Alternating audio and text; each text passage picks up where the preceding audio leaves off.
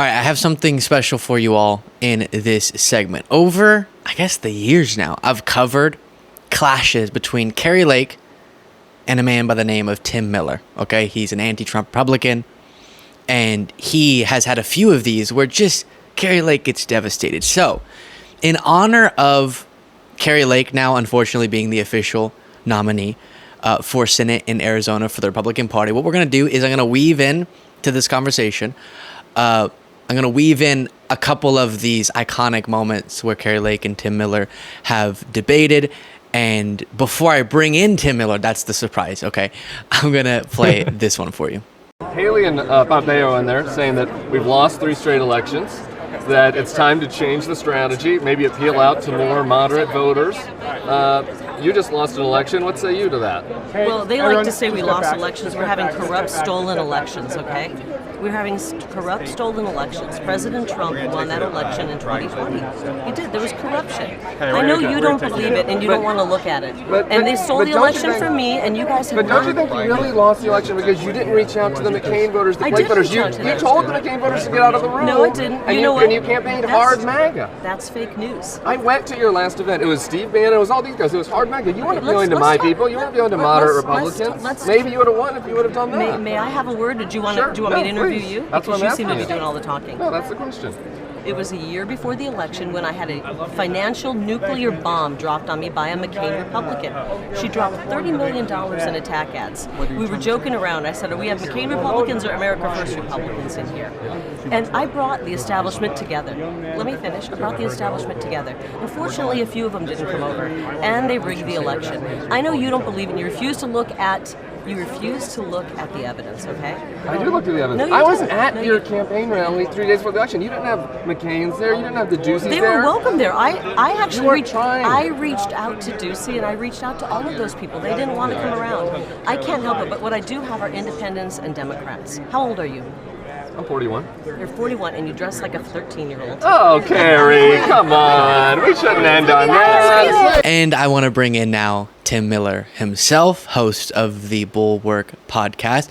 So, Tim, I know that's now been, it's been some time since that took place, but there are these common threads when you have talked with her that come up. One of them being, you don't have to do this to yourself in the way that you alienate a part of your voters, potential voters, and then have to lie about the election instead of just acknowledging why you actually lost, which is you alienated those voters. So first, make that point. What's the Kari Lake problem, the MAGA problem, that her loss in 2022 could be blamed for? And if she were to lose, I think could also be blamed for in this election. For sure.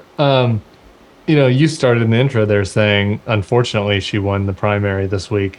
But I don't know, if you're Ruben Gallego, I think it's fortunately she won the primary because she just has this baggage that she can't shed. And the other candidate in the race, the sheriff of Pima County, he's just as MAGA and just as extreme as Kari, but doesn't have all that baggage. I think he might have been a tougher opponent, but that's neither here nor there. We're in Kari land now. And yeah, I mean, look, the first interview, the one you showed with her, I decided to try to go into that one not as hostile, not as like gotcha, but more as like kind of with a help me help you vibe. Not that I really want to help her, but just like why didn't you do this? Like, you lost, the election was so close, and I was deeply concerned that she was going to win that election. I was in Arizona a bunch. I was worried about what impact that might have. Imagine if she was governor now on 2024 and the kind of chicanery and troublemaking they could do about the ballots. In this election, thank God Kari Lake's not the governor. But, I was saying to her in kind of this autopsy period right after she'd lost, like, look, you could have won if you would have just not alienated the Arizona traditional Republicans in the John McCain mold. It would have only taken a few percentage of those to get you over the hump. And instead, you told them to get the hell out if you're a McCain Republican. Or she said at CPAC, I want to put a stake through the heart of the McCain party. And that just was such self-sabotage. And the answer, I think, Luke, is that she's a true believer. Like, she really has. And I've had a lot of conversations off the record with people around her. There's that phrase I'm sure some of your listeners are familiar with, getting red-pilled. I think that she's been red pilled. I think that she believes this stuff. I think that I don't know that she doesn't believe everything that she says, right? She knows she's BSing sometimes about the election, but the fundamental idea that the Democrats, that there's a scary Democratic never Trumper operatives that are stealing elections and that they want to turn all the kids trans or whatever. I think that she's bought her own BS on that. And so I think she can't help herself from alienating more mainstream Republican voters that she needs to win. And I think it was her downfall in 22, and I think it's going to be her downfall this year. Interesting. I thought with how, even given my just gargantuous negative feelings about her, I'm able to acknowledge she's very talented rhetorically. She's good, effective on camera, Yes. etc. And because of how smooth she is, I assumed she does that because she thinks she's sort of playing a part and she sees the political advantage of leaning into some MAGA things. So my question was going to be, before you said that, what leads you to do that? Because if you see the numbers, you see that, all right, if I just don't mess things up here and I run on mostly an anti-democratic message, I could win this gubernatorial race. It was so close. She could have. You said, good thing she didn't. Good thing she made these mistakes. But then she, like Trump, seems to have a hard time controlling herself. And I thought it was a bad strategic move. And I was going to ask you what the strategy is behind revving up the MAGA base that much when you could just get their votes. But you're saying she does that impulsively because she believes that stuff. Yeah. Yeah, she's a performer. Look, there's no doubt she's a good performer. But she also, like Trump, she likes the applause. You also got to think about their bubble. They all didn't believe that Trump was going to win in 2016. They thought all the polls and all the experts were wrong, right? If you believe that the 2020 election was stolen, then all the polls and experts are wrong. Why should I listen to them? She is, convinced herself she wasn't supposed to win the primary the first time. She did. She wins the primary, right? Against kind of the more establishment Republicans. When she's stopped on the street by fans, it's always people that are like, oh, Gary, I love you, right? Be super fans. And so you convince yourself, you just get in this echo chamber where you're like, no, I don't want to do, I don't need to moderate. I need to do fan service. And so, there have been advisors that have told her to chill out this cycle. She tried that for a little bit. And the second video with her, that was during this period, right, where she's kind of testing out this new softer Kari message. And even then, as you'll see in the video, and just as you've seen in the weeks and months since, she can't help herself. She can't help herself. She's a true believer on this stuff. And she can put on a show, but, as they say, the mask slips from time to time. Because you mentioned it, let's go ahead and play this clip.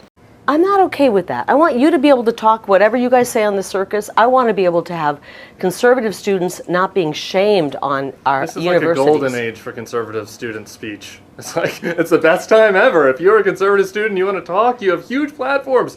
I went to watch you speak at Turning Point USA. All these kids have huge audiences that come to see them, and that's great. That's fine. They're all speaking. Their speech isn't as their threat. There weren't any cops coming to shut down the Turning Point USA thing. But here's the thing.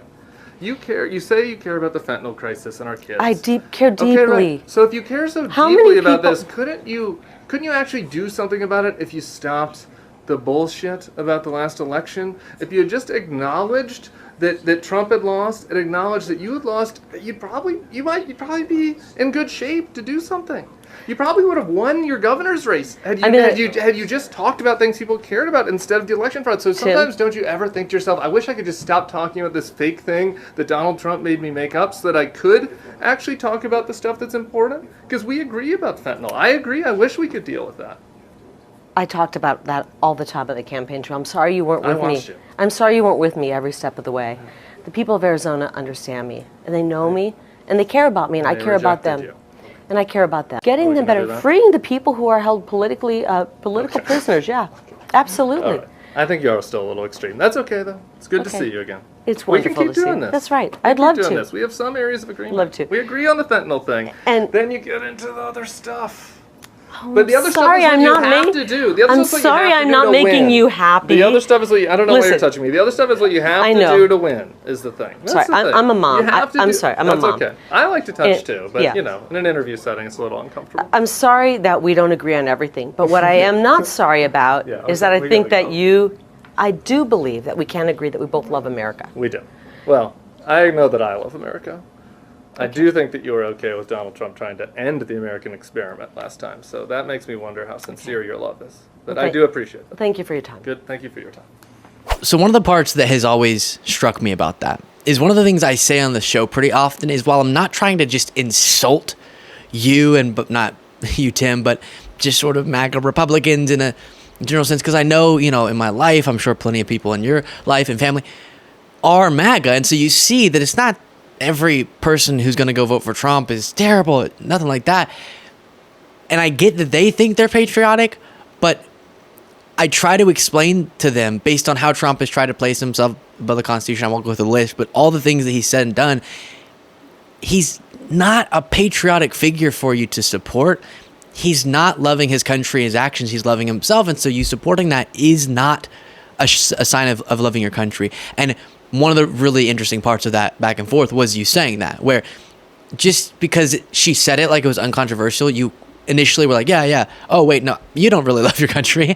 And explain what you meant by that. I think we know, but it'd be curious just to hear. in a moment, I just look. Yeah, she's trying to do the softer carry at this time. It was during this period where a lot of her advisors had said, okay, if you just tone it down a little bit, if you just focus on the border, focus on, education, these softer, more policy issues, you'll be in good shape to win.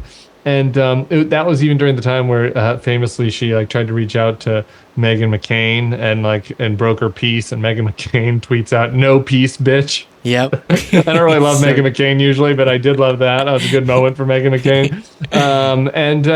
And so anyway, so it's in this. That is the context in which we're in this interview, and so we're winding down, and she keeps just doing the circular talk that she does, where it's where it was much tougher to get stuff out of her, and we get to the end, and it gets a little heated after she tries to touch me, and I was like, please don't touch me, and she's like, look, Tim, we're not going to agree on this, but I can agree that we both love our country, and it just honestly, I just had an emotive reaction to that, which is, I don't know that you do. I know that you say that you do. But people that love their country do not apologize for rioters that attack police officers at our Capitol. Like people that love our country don't stoke violence at our Capitol. Don't try to overturn free and fair elections. That's not what it means to love America. Because you might think you love America, you might say that you do, but I don't actually believe it. I won't believe that you really do, or that your actions reflect that. And the interview kind of ends there, and then because she can't help herself, she starts shit talking me. I don't know. Do you cuss on this feed? We cuss over on the boat. We cuss over on the Bulwark feed. She starts trash talking me as I'm walking away, and I turn. I'm like, oh, that's the Kari I remember. Okay, this new soft Kari can only last so long, and I just think that's what we're dealing with here with these folks that just fundamentally they care more about the power, they care more about owning the libs, about being mean and being cruel and tearing people down than they do about their stated principles. And I think in that interview I had a chance to expose that a little bit. That is a really interesting contrast. She's trying to take the advice, and then I can't do it. And she just can't. You would think that you could have the discipline if what you want so bad is victory. Because people are so dishonest for the sake of winning elections. Why not be dishonest? Not even really dishonest. Just soften your tone for the sake of winning an election. It's crazy they can't do that. And in some ways, that what appeals to Kari about me really quick. I'm sorry. That's why I find Kari so fascinating, that she doesn't have that control. Yeah. In some ways, that makes her it makes her a bad person still, but more human, right? That, she just has this, she wears that on her sleeve in a way that some of these other MAGA politicians hide it a lot better.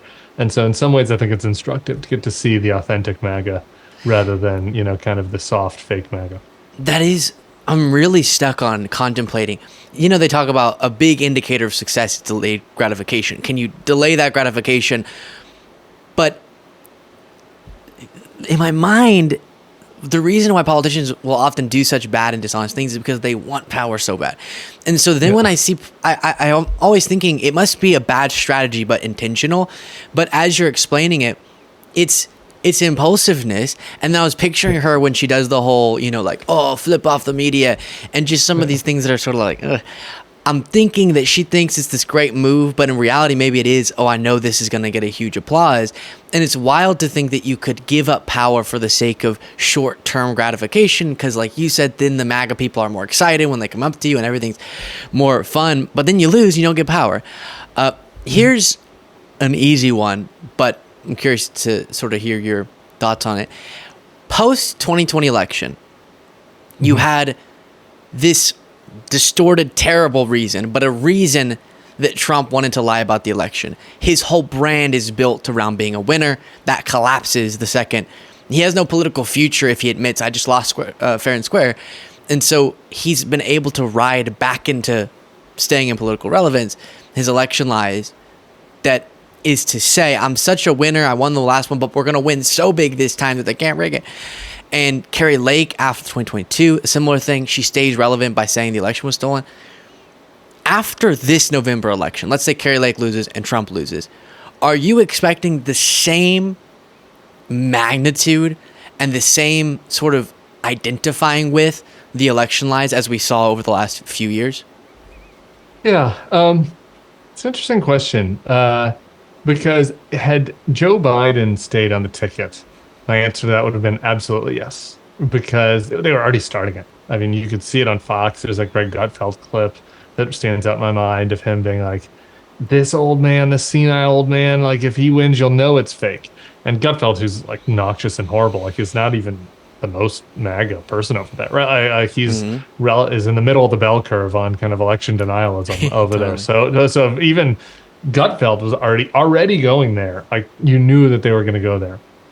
With Kamala, I do wonder if they would settle back into a more traditional Republican grievance mode, which is they stole it from us by changing candidates, right? Like less about like the deep conspiracy of the voting machines and the whatever, and more of we were going to win, but they cheated by changing candidates, and that also is BS and whatever and cope, but maybe is a little bit less dangerous, than the other thing. I don't know. That's maybe I'm just high on my own supply after a week and a half of good news over here. Totally. These guys having bad news, but I don't know. That part of me wonders that because you can only play the hoax for so long, right? like the election was stolen hoax can only go on for so long. So I don't know. I think that there still are a lot of concerning authoritarian aspirational elements in my former party, but I do think in this case maybe it won't be quite as rabid this time. You can save this clip, Luke, and I can come back on in September after they've decided that Kamala is secretly from Africa or something, and they'll come up with some other conspiracy. Already started that. About. Yeah, I mean that very well could be the case, but I'm a little bit. I guess I'm just on just a little bit less concerned about it than I was 2 weeks ago or 3 weeks ago. And to me, again, this might be naive because I know a lot of the MAGA base isn't acting strategically. Like I gave a really strategic explanation for the behavior of Trump, but if he feels super sensitive about losing to Kamala, which he will if he loses, he's probably going to lie about it. But I think at least for the media, Fox News, for example, their dream business-wise is a Kamala Harris presidency where they get to do the Obama hyperventilating over everything, the racism, sex, all that will just be their absolute dream. And so I'm sure they'll want to get back to just attacking her instead of doing the bidding of Trump. One of the things about the election lies that was helpful is it made a really boring story about Biden more exciting. Whereas as much as this is going to be vile to observe, they're going to love attacking Kamala Harris for the reasons that we're aware of. One ending question, since this is our first time talking, this is always a question for me that I'm really curious about with people who are anti-Trump Republicans, because I feel like once you detach from, and I'm sure it's similar for people who detach in some way from the partisan framework of the Democratic Party, but when you detach from a party infrastructure and then you're sort of floating out away from either party really, but then advocating against the right. What's a stance or an approach to, if there's any, politics that has changed that's completely unrelated to your opposition to the election denying and to the attempts to block the peaceful transfer of power, and is just some other view you had that made you Republican that you've rethought since then? It's a good question. I guess I would say it's mostly like kind of second and third tier issues.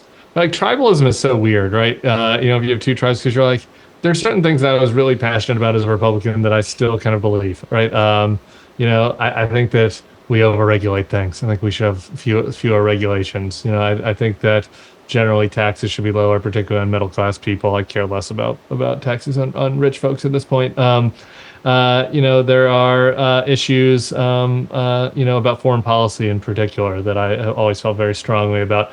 I was always a pro-immigration Republican. Remember, Republicans were pro-immigration when I was growing up. Mm-hmm. So like that was an issue that I've kept, that they changed on, right? So there's certain, like my main issues that I really cared about.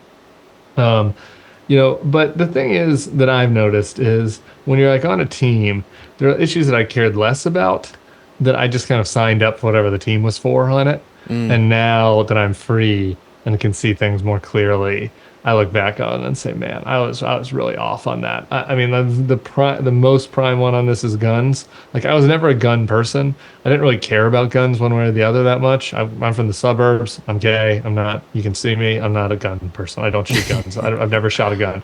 But I was just kind of like, yeah, whatever. People should have the right to have guns. Like I don't, freedom, freedom, Second Amendment, all that. Right. I just didn't like think about it that deeply. And now, that I'm free of kind of having to toe the party line or whatever, like when I was a party spokesperson, I look back at that, like, that's just, I was ridiculous. Like I had absurd, like some of these views, in the face of all these horrible shootings we've had, particularly school shootings, I've become essentially like a rabid leftist on gun stuff, now that I'm free from having to defend the party on that. So like that's one that comes to mind. And I guess also just like generally speaking, I think it's very nice to not feel like, if there's a specific issue that like I don't know a lot about, like now what I try to do is something crazy. Watch out, look. I try to learn about it, like read about it, listen to people from both sides, see what they have to say, and every once in a while I come to a position that's like, I don't really know. We were talking about healthcare in the other video, and it's like Kamala used to be for single payer and then now isn't really. And I'm kind of like, I never had strongly held views on healthcare before. I just took whatever the Republican line was because I was a Republican. And I'm not saying that I'm for single payer now, but I'm like, I don't know. I'm open to that. I'd listen to conversations. Like that's not an area I have expertise in, so I don't want to pretend like I do. I have expertise in campaign politics, and so those are the kinds of things I think is very freeing about removing yourself from the binary a little bit and being a little more open-minded. Totally. Yeah, I do think everyone has, if they are partisan, has things that they never thought a second about. They just sort of defaulted based on the team they were on, and that's interesting. Tim, where can people find you? Over on the Bulwark YouTube page. Come over, hang out, tell me I'm wrong sometimes. That's what I'm saying. This is one of the beautiful things at the Bulwark is that all of us have been expelled from our former party. So we can just say whatever the hell we think. We can tell you what we really think. And we can also rethink some things because, nobody's going to hire me again to do political campaign spokesperson work. So that's nice. I've been loving it and hope to see you all there. Thanks for having me, Luke.